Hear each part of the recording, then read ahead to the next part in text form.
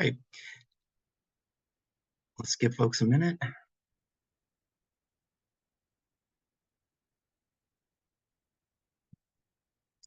All right. Good afternoon. My name is Chris Ely, and I'm the research director at GBTA. And I'm really excited to share with you all some key findings of soon to be published research from a study on ground transportation and business travel in Europe. The study is sponsored by Free Now for Business, which is a leading ground transportation provider in Europe. And I want to thank Free Now for its sponsorship of this study. I think the findings are going to be really relevant to travel programs across the globe, regardless of what region you're in. And so for this study, it's a refresh, or we're looking to how things have changed. We did a similar study with Free Now for Business in 2020, and so we're taking a look at the state of ground transportation 3 years later after the pandemic. And the full report will be available next month, and we're going to release it at the GBTA and VDR conference in Hamburg, which starts on November 14th. And I really hope to see a lot of you there at the event. Joining me today is Felix Brand, and he's the Chief Strategy Officer for FreeNow.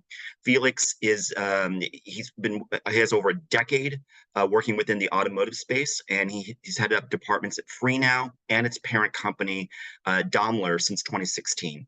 And he's really passionate about bringing the benefits of consumer to digital ride sharing in business. Also joining us today is Ben Park. He's a leading procurement expert and industry expert at Parexel. Sorry. Ben is the executive director of travel and sustainability. He's got 15 years of business travel industry experience and over 20 years in procurement. He's a standout expert in business travel administration and procurement. He joins the webinar today to share his perspective on what he's seeing in ground transportation today and provide his insights. So thank you both, gentlemen, for joining. Let's go ahead and just dive in. And please, if folks have questions, please put them in the Q&A, and we'll go ahead and we'll save time at the end for questions at the end. Okay, so let's jump in here, and we're going to start. Okay, so again, I want to thank Free Now for Business for its sponsorship. And what's the agenda today? So we're looking at travel. The study looks at 4 areas. It looks at travel policies, how corporate travel policies address ground transportation. It looks at traveler and travel manager preferences. So looking at things around the modes of ground transport, what do travelers prefer, what preferences or how have they changed since the pandemic. It takes a look at sustainability and the issue of how it's impacting ground transportation. What do travelers and managers think about sustainability initiatives as they pertain to ground transportation? And we also take a look at ride-hailing technology. So what do business travelers and travel managers view as the most important features of ride-hailing apps? So there's a lot of information here. This webinar, we're just going to touch the surface. Again, the more detailed report will be released next month at the Hamburg event. So let's take a look and start with travel policies. And, when we asked travel managers what are the priorities of their program, the top priorities include travel, safety, duty of care, and then also followed by policy enforcement and cost savings. We've seen this in several studies, but these are the top. It's not to say that other things are not important. Certainly all these topics are important to a ground transportation program, but we asked managers to rate their top 3 in terms of importance. And then we're also going to take a look at, certainly travel policies, they address a variety of different modes of transportation. That doesn't necessarily mean they always permit them, and we'll see that in a minute. But looking at what the policies address, we see that travel managers say that rental cars, long distance trains, public transport, all sorts of the major modes of transportation, private hire vehicles, 90% are addressed in travel policies and programs. But as I mentioned, travel policies, they might allow for different modes of transportation, but even though they might be addressed, they might not always be allowed. And so we see here that certainly, so long distance trains, almost all programs in Europe permit them. Public transit, rental cars across the board are often or always allowed. Some of the other modes of transportation, we'll get into this later, but bicycles, e-scooters, limos are a little less frequently permitted. And so with this in mind, Felix, what do you see from buyers when it comes to different modes of transportation? What are you hearing? Yeah, thanks, Chris. So first off, this is a very reassuring picture we see on the slide. There's so many things on there, which really shows that people want flexibility, and that's really what FreeNow is all about too. We have almost all of this on our platform, and that also reflects how different things travel managers want. Some, for example, want to be able to restrict micromobility, probably for safety reasons or different reasons. So we have to make sure that we allow for this level of flexibility. And also geographically, there are lots of differences. Maybe in Greece, to give an example, scooters are not so relevant, but mopeds are. So you always have to adapt for local needs too. Okay, great. Super. That's really interesting. And looking at how spend has evolved, we see here that certain modes of transportation, when we ask buyers to look back and compare spending to 2019 for different types of modes of transportation, we see some increases. I mean, almost half of travel managers say that their programs travel spend on long distance trains and rail have gone up by about 50%. And also spending on, for example, rental cars, about 30% say it's increased somewhat or a lot and down the line. So Ben, as a buyer, what are you seeing in terms of corporate spending on ground transportation? Do these findings align with what you're seeing? Yeah, definitely. The long distance train and trains overall is what I'm seeing as well, because a lot of companies need to progress on their sustainability efforts. And that's why they're moving short trips on flights to rail. So that's a common trend where basically they're advancing on using train over flights. On the rental cars, honestly, I think that's maybe a combination of still pandemic, where people feel safer to take a rental car, and the overall price increase on the rental cars. So for me, rental cars, I would assume over time this will balance out, but we will see a continued trend on cost increases on more train usage. Okay, great, super. All right, and then also looking, we want to look at thinking about spending and share of spend. We see kind of it's interesting how it's about a third each. A third, 30% of ground transportation is dedicated to public transport. About 27% going to rental cars, and about another 30% or 34% if you combine taxis and private hire vehicles. So we see this is how the spending looks like. And so we're going to start with a poll question to add some fun. And so thinking about your own program, do you think that approximately a third of your company's ground spend is on taxi, private hire, with another third on public transport and rental cars? So what are you seeing in your program? We'll leave this up for just a moment. We'll have to give folks a chance to vote or to, okay. And let's see. And with that also, let's see where we're going at here. We've got about, okay, seeing about, it tends to align, about 40%, 35% say no, about 40%, 38% saying yes. Okay. Ben, as a buyer, what are you seeing in terms of corporate spending on ground transport? Do these findings align with what you're seeing? I honestly, this chart surprised me a lot, because I'm seeing the spend on private hire and independent drivers going up a lot, and traditional taxis going down. So for maybe it's specific to my company, but for us, public transportation, it sounds about right. But I would say a lot from the other category for us falls into private hire nowadays, taking the majority of spend. Okay, interesting.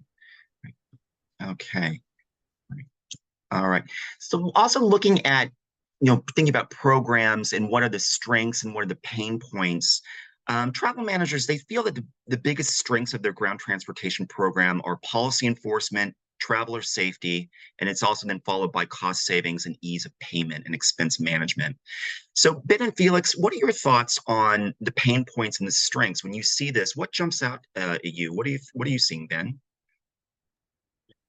I mean, policy enforcement is a pain point, and exactly to what Felix mentioned earlier. It's so local, like in Greece. You need to know all the local differences by city, what micro mobility is offered, what is safe and what not, and it varies a lot. And a policy is usually a global policy, so that's why the policy enforcement piece is something which I fully understand.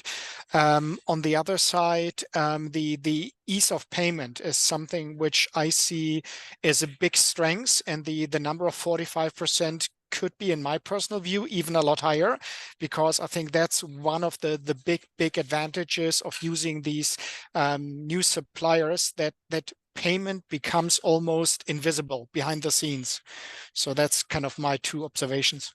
Okay, what about you, Felix? What jumps out at you when you see this? Yeah, I can definitely only second Ben, and we see the same. And I can only say that choosing partners, choosing providers that provide the right level of visibility when it comes to data is really, really important. And I think that's exactly where it's going, and that's what travel managers request to get an edge today. Okay, great. Super. All right. Thank you. So now we're going to jump over to the topic and look at traveler and travel manager preferences. And thinking from the traveler perspective, we see the modes of transportation that they used most frequently or used most frequently on their last business trip were rental cars, public transit, and long distance passenger rail and trains. And so certainly they've used a host of different types of transportation. We've got another poll question for the group.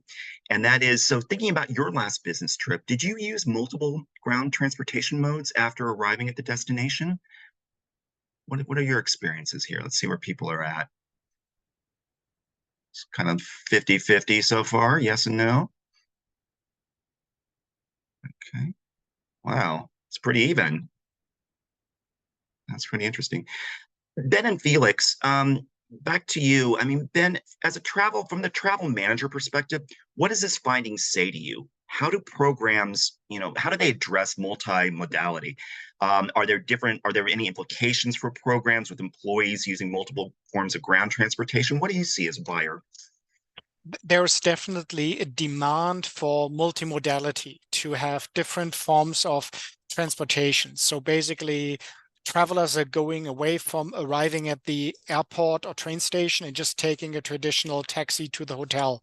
Maybe they first take a speed train into the city and then take for the last mile another form of transportation.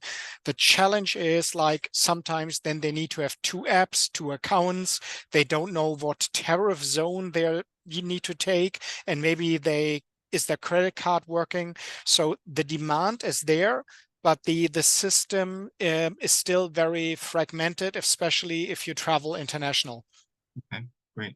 Felix, any thoughts on this slide or this data that you see jumps out at Yeah, you? very similar experience. Again, little anecdote from my last trip to London was really exactly that. And took the express from London Heathrow, then took a scooter to the office, which was somewhat new. Hadn't done that before. And then on the other side of the meeting, took a cab to the hotel. So having that flexibility again, and also combining modes is really key right now. Yeah. And Felix, just to add some bad practice, where my staff was laughing at me in London, where I went to the ticket machine to buy a train ticket, and they showed me I can just hold my credit card against the entry barrier and it will automatically open and take it from my card. I had no idea. I felt really, really stupid at this point. But these are the little things which you need to know, correct? Yeah, 100%. And that's, of course, what we're trying to build into our service, which is exactly about that. The full convenience, end-to-end, all the modes of transport, but also including everything around payment and invoice. Don't worry about mobility. We do that for you, so you can worry about your business meeting. That's really interesting. These real life stories. Um, Also moving on, so business travelers, I mean, what we found is about 65% of business travelers said that they use multiple modes of ground transportation on their last business trip. So that echoes what Felix and Ben were talking about. But what is this finding, Felix, looking as a supplier, what does this finding mean for supplier? Do you have any thoughts on the fact that 2/3 of European business travelers say they use multiple modes of ground transportation on their last business trip? Yeah, it absolutely backs up what I was saying earlier. And like I said, it's very reassuring. Travelers definitely want multiple modes of transport. And that's exactly what we're focused on. And we now have most of them combined in the app. And I think that we're really hitting a nerve there, and it's only going to continue that way. Interesting. All right. Great. All right. I'm sorry. So looking at like also thinking about what business travelers, what their priorities are when they choose ground transportation. We've seen in the earlier slides that they use multiple forms, oftentimes use multiple modes of transportation. But when they're ranking their top priority, it's safety, followed by comfort, and then further down we see convenience and ease of booking, and among other topics, other areas. Ben, do you have any thoughts as a buyer on this finding, particularly that safety is the top rated priority among business travelers? Yeah, my interpretation of this is like if you just take the trains from an airport into the city in various different European cities.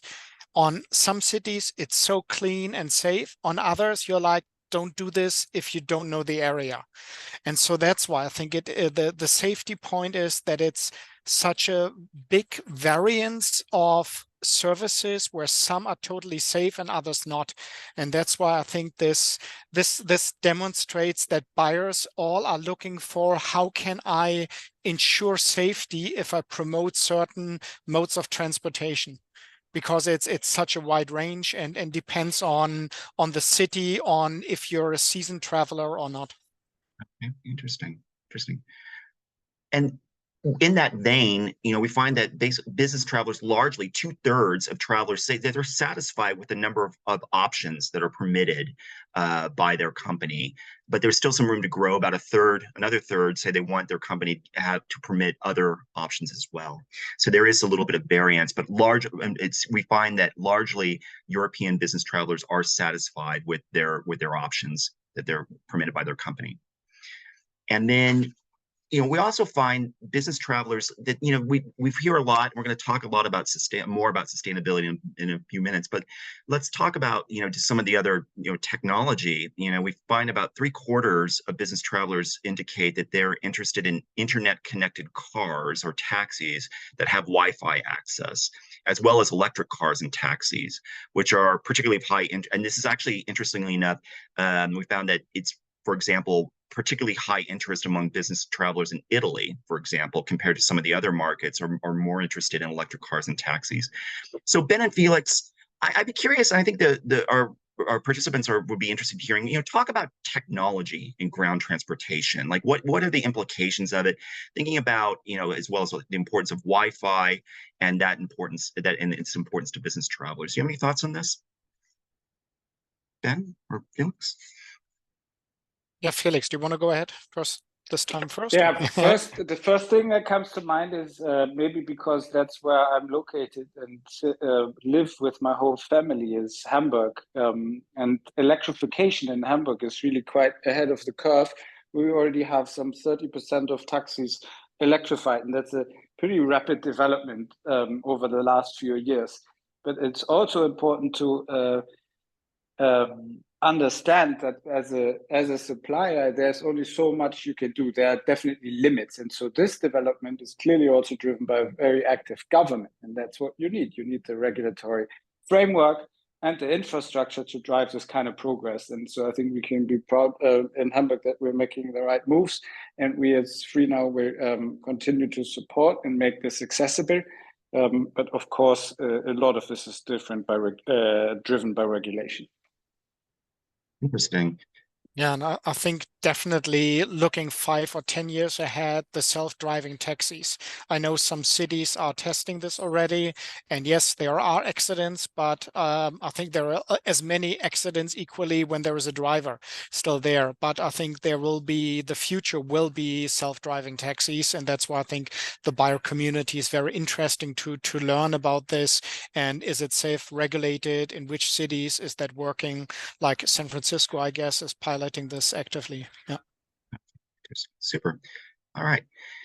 So from the travel manager perspective, we find that there's a strong interest in electric cars and taxis. 2/3 say that they're interested in that.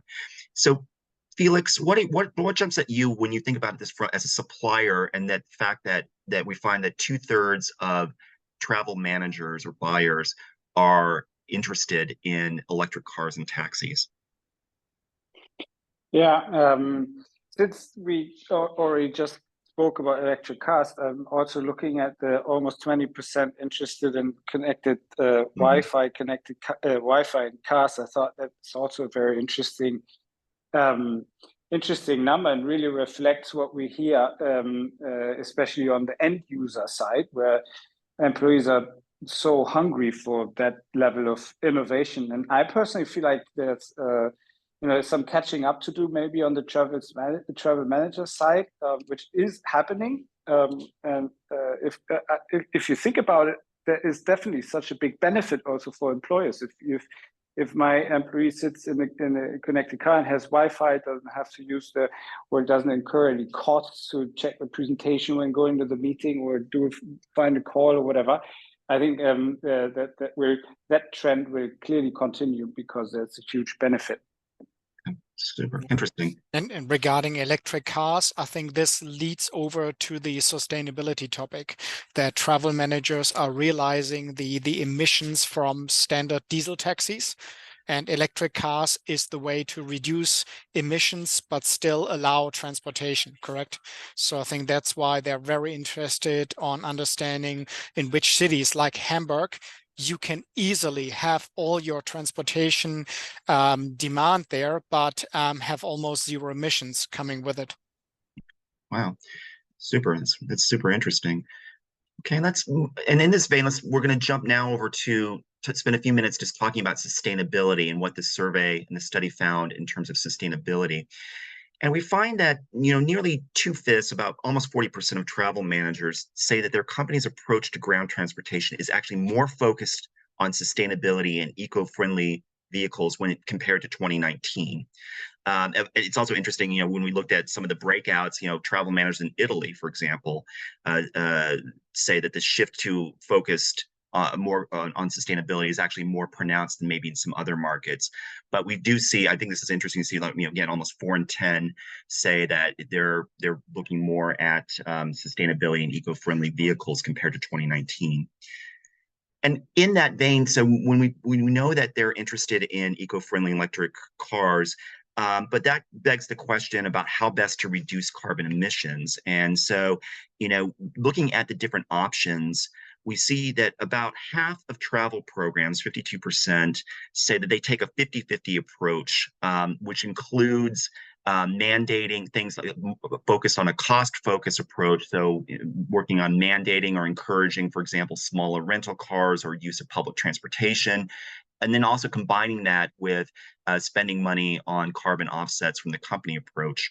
And so here's another poll question we have for you. So what do you think, our folks on the webinar today, what do you think is the best approach to reduce carbon emissions generated by ground transport? Do you think it's more of a cost focus, an investment focus, or more of a 50-50 approach? Let's see. Let's just give it another minute. Seems like the overall winner is the 50-50 approach, so it's mirroring what we see. Felix, why is this important? I mean, what jumps out at you when you see this, on sustainability?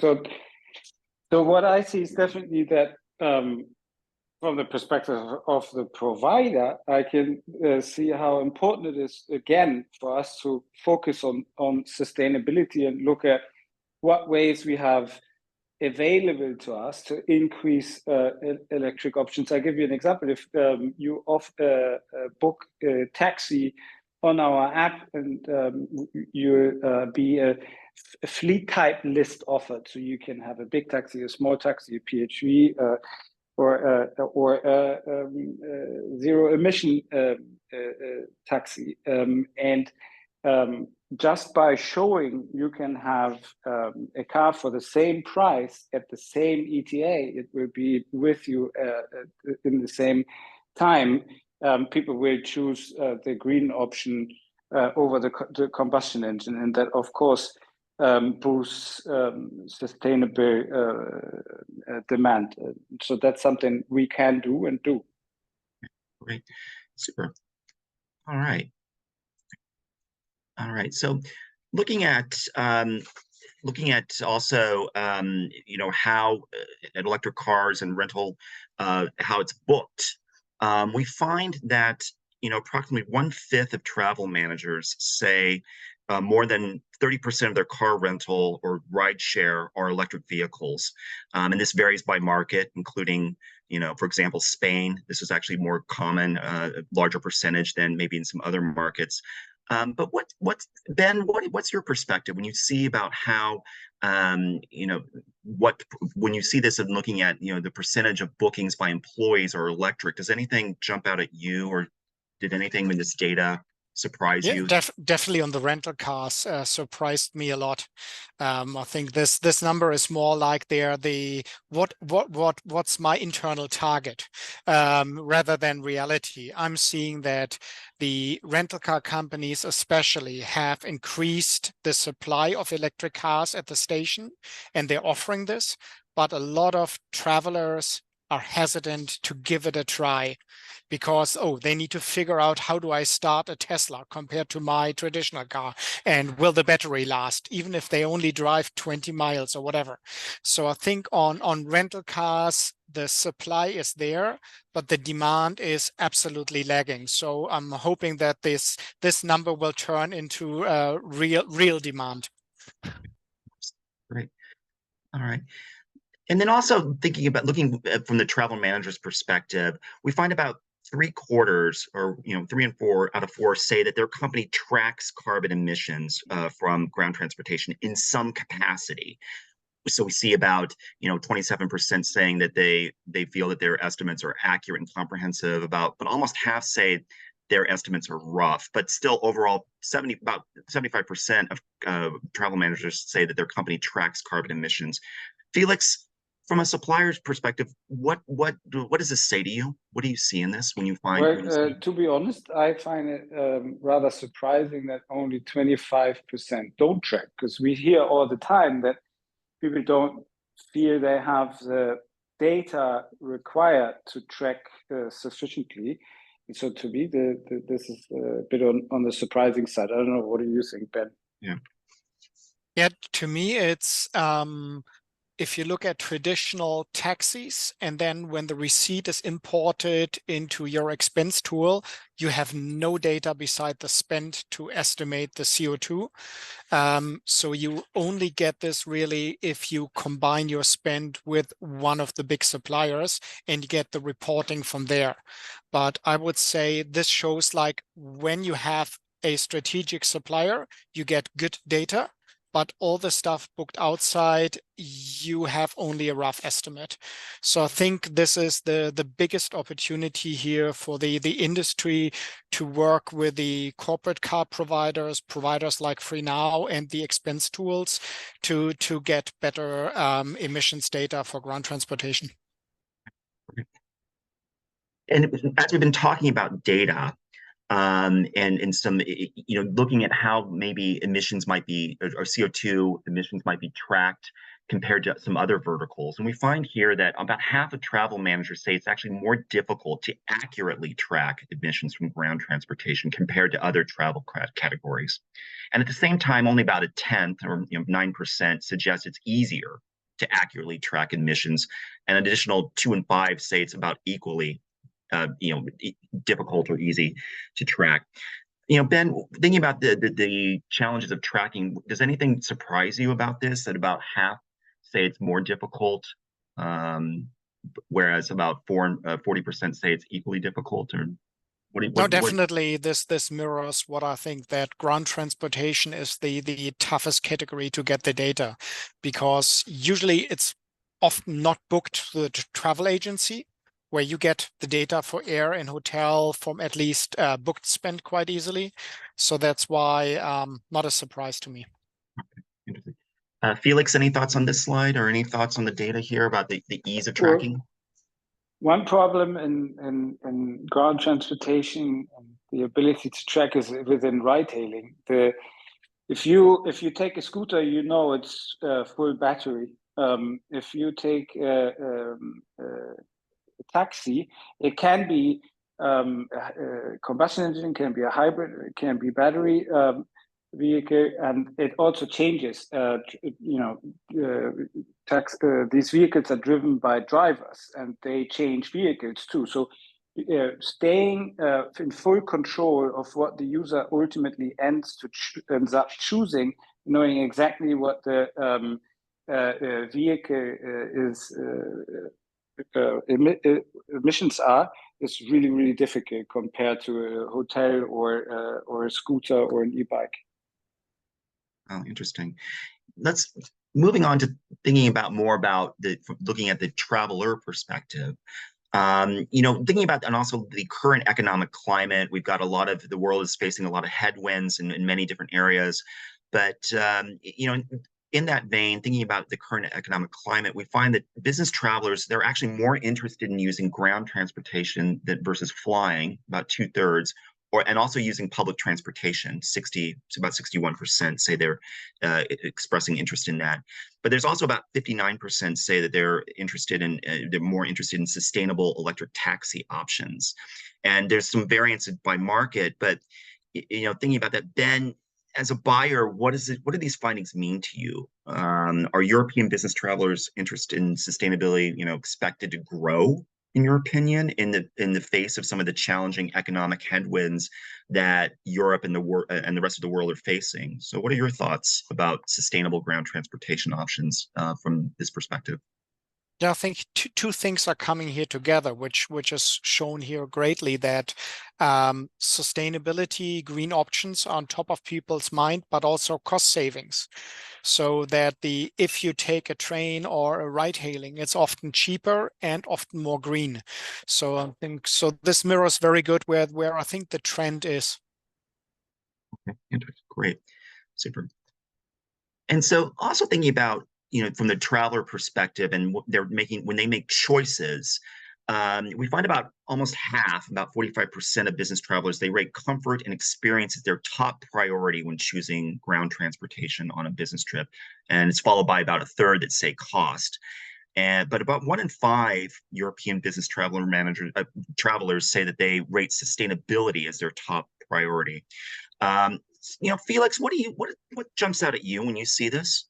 What do you expect? Well, I guess I would say, sustainability is in third place. It's only 20%, but I think you'd be ill-advised to think that sustainability is just not that big a priority for travelers. I think it absolutely is, and more importantly, is the development. This is if we meet again next year, the year after this, that I promise that this 20% will go up, continue to go up significantly. I would also add that sustainability, different than the other things, is a very emotional topic. It creates strong feelings for many and increasing amount of people. Okay, we have a poll question on this slide, so let's see what our participants think on this in terms of sustainability. I believe we have a poll question. There we go. So do you expect, for the folks on the call, do you expect sustainability to be more important at your company in the next 2 or 3 years?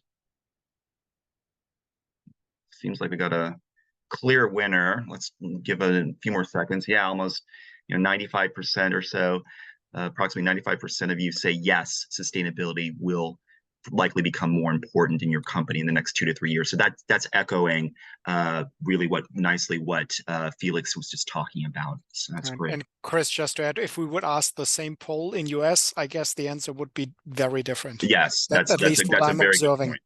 That is a good point. Yeah, GBTA research has found that in the U.S. and North America, it's a lower priority, but also growing as well, but not maybe at the same level at this point. Okay, so 96% say yes. All right, awesome.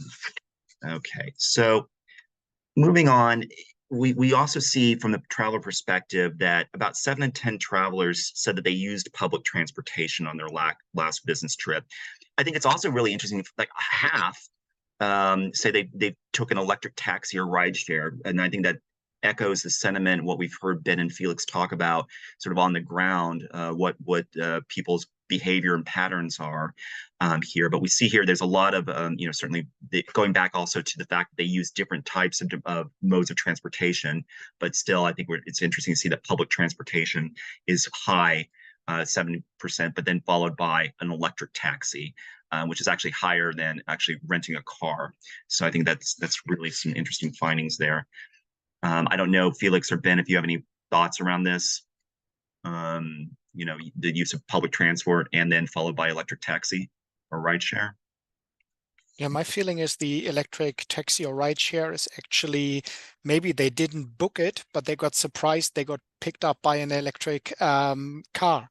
So I think that mirrors this down, that the taxi and rideshare supply has a good share of electric cars, even if you don't actively book it.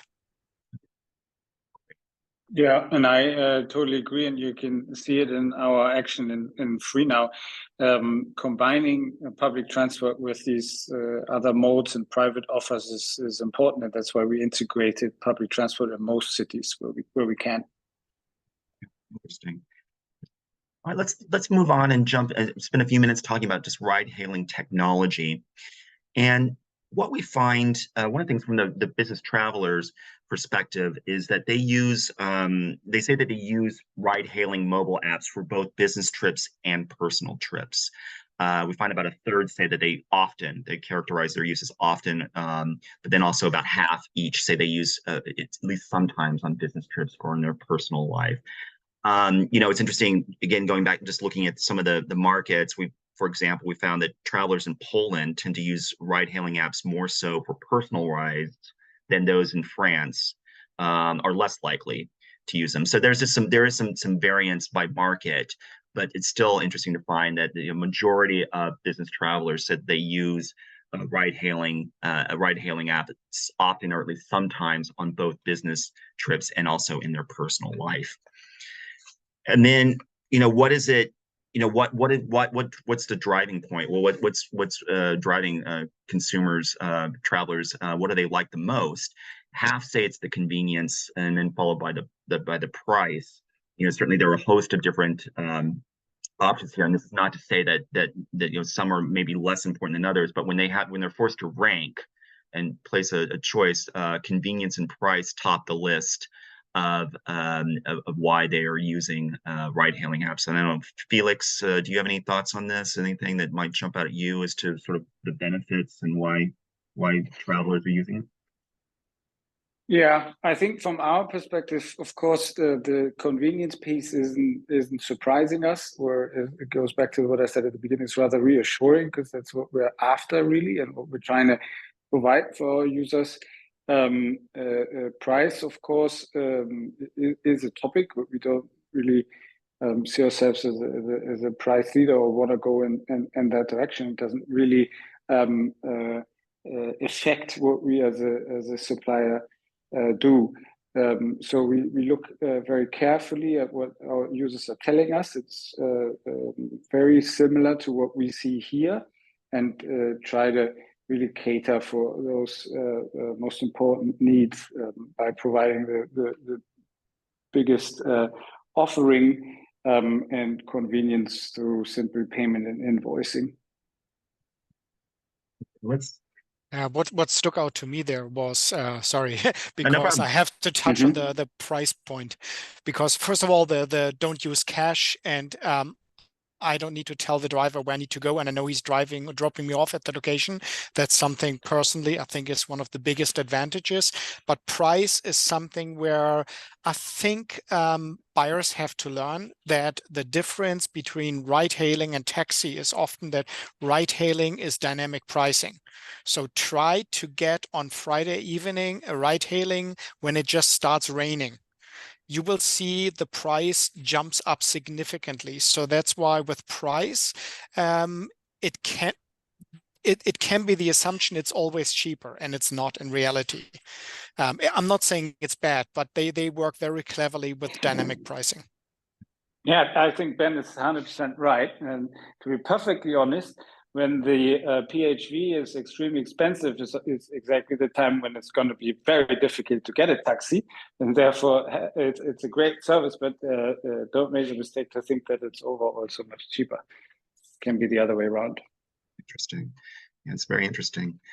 And in this vein, also thinking about looking at from the business traveler perspective, and we asked about their profile. And over half, about 56% of business travelers said that they use the same profile or account on business trips that they use also for their personal trips. And then when we look at why that is, I mean, among those who actually use a different profile, so 40%, 43% said they actually use a different profile. And we ask, well, why is that? We found that it had to do with either about 43% said that the primary reason is just preference to keep receipts separate and make reporting easier on the back end, and also around payment as well. So Felix, what are your thoughts when you see this about profiles? Maybe a short moment of self-reflection. Well, first off, I don't think people understand enough the benefits of splitting business and personal accounts.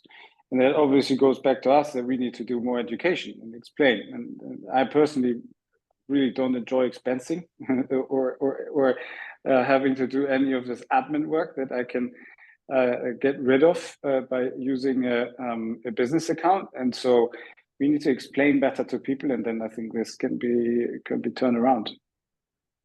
Interesting. All right. And then also looking at sort of the perspective from back to the travel managers, we found about half of travel managers indicate that their program does in fact have a formal relationship or contract with a company or account with a ride-hailing technology company. And about 43% say they do not. And interestingly, about 10% were unsure. Ben, what does this say to you? About half say that they do have a formal relationship, whereas about a fourth, 4 and 10 say they do not. Good question. I assume the 43% are afraid to go to legal, which seems to be the biggest obstacle, but it's not. So I assume the 43% are just like, I don't want to go to legal to put in this contract, but I really think they should. So follow the 49% who have a contract already. Legal is not the hurdle. All right. All right. Felix, any thoughts on this, on having contracts? Okay. All right.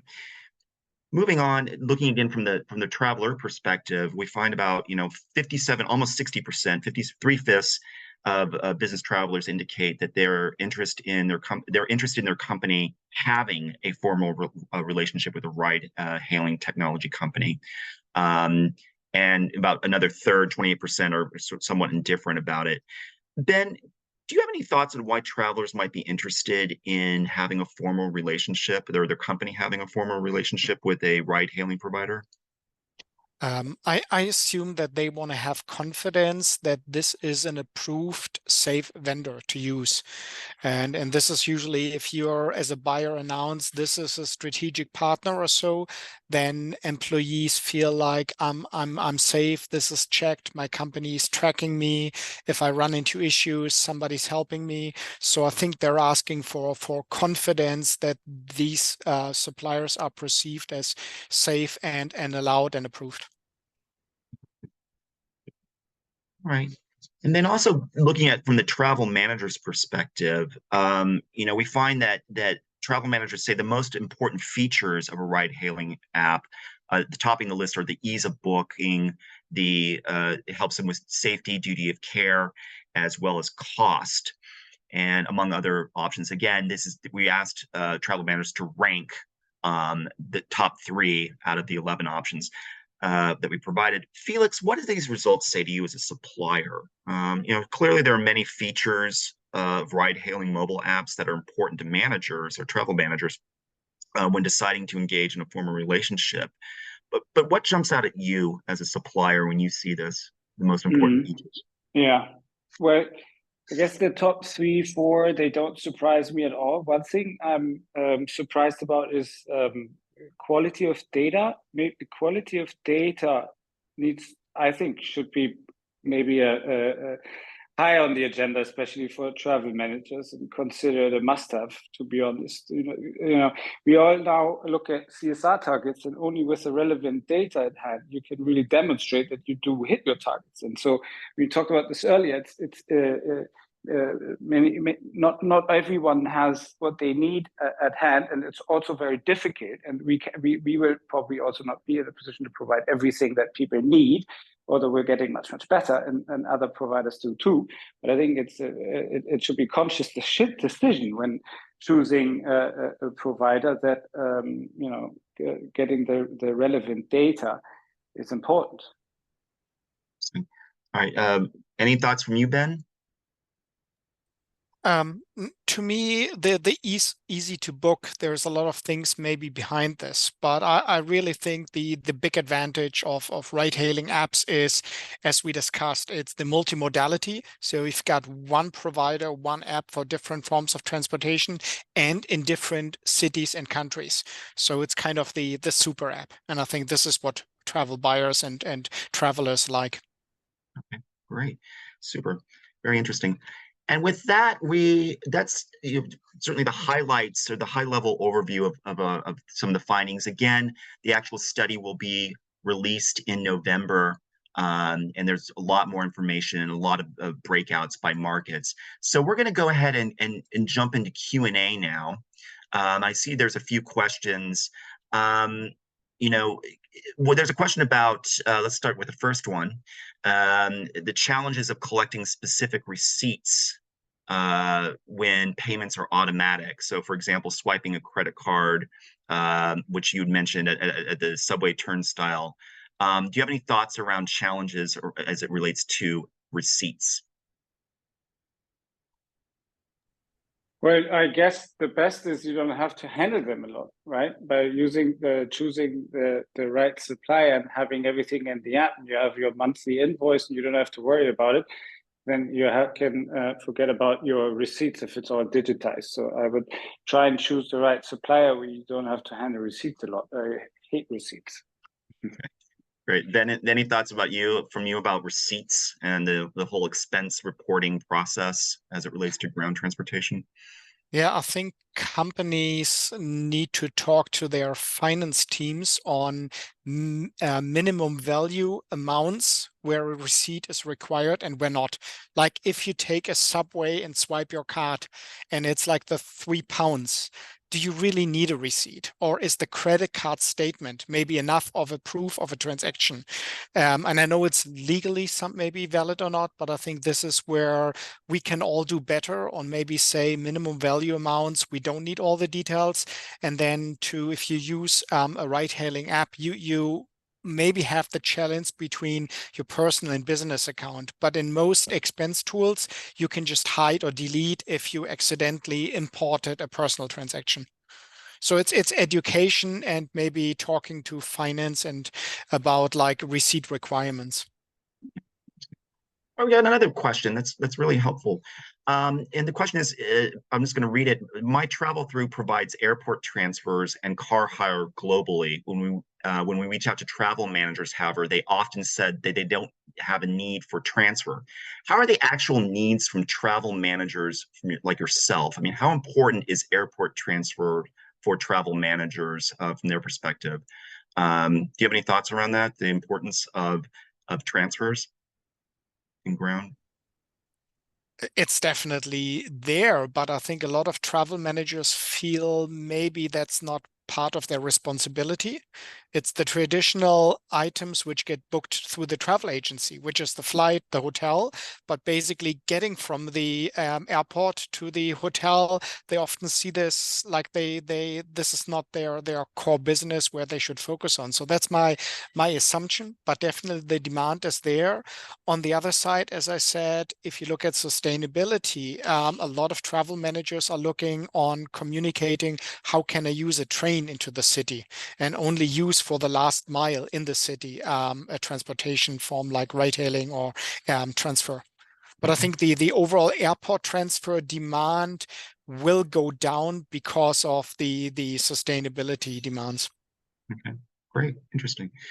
We have another question about just asking for suggestions of some popular corporate car service providers in the European market. I don't know. Felix, Ben, do you have any thoughts around that?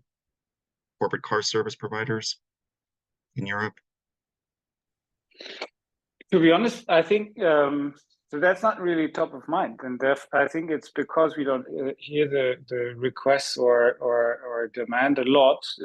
I'm curious what Ben thinks, but maybe that is because there are so many other options that give you plenty of flexibility without owning assets. And so I don't know. Maybe Ben, what do you think? Yeah. I wanted to first clarify what corporate car service is. This company cars, like leased cars? I wasn't sure if I got the question correctly. Yeah, I'm not sure either. I'm just reading what the question is about, car. It just says ask about corporate car service providers. So If it's ride-hailing companies, then one is here on the call, and yeah, there are one or two other leading ones as well. okay. And it depends very much on your market, where they are stronger and sometimes not as strong. So there is not one answer for EMEA. It really depends on in which countries and even in which cities you have a high demand for these services. Because even What Felix will say in some cities they are not the strongest, where in others they can almost ensure at all times of the day a good service. Yeah, 100%. I mean, and we talked about being local earlier. The European market is incredibly fragmented, and things work very differently. And we named Greece a couple of times, but you can look all over Europe. The dynamics are always very different. Okay, interesting. Another question we have is, do you see more companies actually mandating the use of electric vehicles in the future? Do you see that coming down the pike with more policies maybe potentially requiring it for sustainability reasons in the future? They have to. Yeah. Sorry. Right then. I was just going to say, with more companies signing up for science-based targets and fixed reduction goals in the next, I mean, most companies have a 2030 goal to reduce by, I don't know, 20-30% their emissions, which is business travel is a part of this. And then, so this means how do they get to 30% less emissions where ground transportation is a part of this? And they maybe cannot tell people not to travel, but they can tell people to use electric cars. So I think that's a clear evolution to at least shift 30% to electric in the next 5-6 years. Super.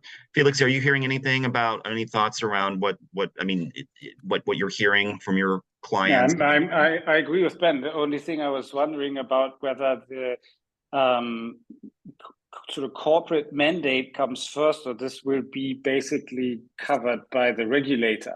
You know, if you're not allowed by regulation to drive around London City in a combustion engine, then the corporate doesn't have to prepare a policy and make everyone switch. That's happening on its own. So I don't know what's first, but the goal and the end result, I think, is defined. Okay, interesting. Super. Another question we have is, and I think we touched on it earlier, but I think it'd be interesting to hear some more thoughts around GDPR and privacy concerns as it relates to PHV or private hire vehicles and ride sharing. What are you hearing, or what are your thoughts around in Europe about concerns about that data tracking and the privacy? Is that? I think it exists. I don't think it's very top of mind. I think it exists, and it exists more on PHV with than it is in good old taxi land. It's a different perception. I don't know if that's all driven by facts, but that's sort of what I'm hearing in the market. Okay, super. Ben, are you hearing any concerns as a buyer, or what thoughts are around privacy and data tracking? I wouldn't say that ride hailing is specifically an area to be concerned. It's just like it's anything you digitalize, there is data shared and across countries, and there is a natural threat that this data can be accessed from others. But I would not see that ride hailing is any higher subject to something to be concerned about. I mean, if we see the number of data issues on airlines and even hotel brands in the last year, correct? So then we see even these big brands are subject to data issues. So I think it's an overall digitalization threat, but not specific to ride hailing. Okay, interesting. Okay, another question we touched on the questions about the use of public transportation in Europe on business trips, and the question is, this is likely largely dependent on where the traveler is visiting, such as Paris, London, and Berlin, which all have extensive public transportation networks. But for many areas, car is still probably the best solution. But are there any concerns about the lack of charging stations and what that might mean in other parts of Europe that are less, more in rural areas or more far away from the big cities? So, what are some thoughts around, the recharging, given the fact that people are interested in electric cars and sustainability? Any thoughts So on that? I go first, and then you chip in, Ben. But I think it's still an issue. I mean, if I especially kind of depends on the use cases, and we're talking business travel here. But overall, in many markets, the infrastructure isn't sufficient yet. I recently bought a family car, and you just can't go with electric yet. The reliability isn't entirely there, especially if you go longer distances. But I think it's massively improving. The development is very fast, and the infrastructure is being built, and cities are accelerating that through respective programs. So I think it's going to be less and less of a concern. Ben, any thoughts? I mean, if I look at rental cars, I mean, what we did internally is to review the average kilometers or mileage we have when people returning the rental car. And I was surprised how little distance they're driving. Mm-hmm. And so even in the worst winter with air condition on and all features, any electric car will get you there and back. The challenge is the rental car companies don't have the full infrastructure to recharge at the airport. That's why they want you to return them with at least 80%. So that's the challenge. I see the electrification, first of all, in the company cars, where you own a car and you have a charging option at home or at the company. And then the second thing is taxi drivers, where they have their fixed spots where they can recharge. But the rental car charging and electric stuff is challenging, but as Felix said, they're ramping up this massively. I think all governments are laser focused on building up this infrastructure. Okay, interesting. Super. Well, that's very helpful. And that's what we have now for all we have for Q&A right now. But I want to thank our panelists, Ben and Felix, for joining. And I want to thank everyone for attending. I hope you found this webinar useful and helpful. We will be sending out afterward to all registrants a link to the recording of this webinar, as well as the actual PowerPoint deck as well. And we'll include our contact information as well in that note. So if you ever have any questions, feel free to reach out. We're all happy to answer any questions you might have. But again, I want to thank everyone for their time this morning. I hope everyone got a lot of great information out of this. And so thank you all very much. And I hope that to see a lot of you in person at the upcoming event in Hamburg, where we'll present the details of this study in greater detail. So with that, thank you again. And I hope everyone has a wonderful day. And thank you again for joining. Take care.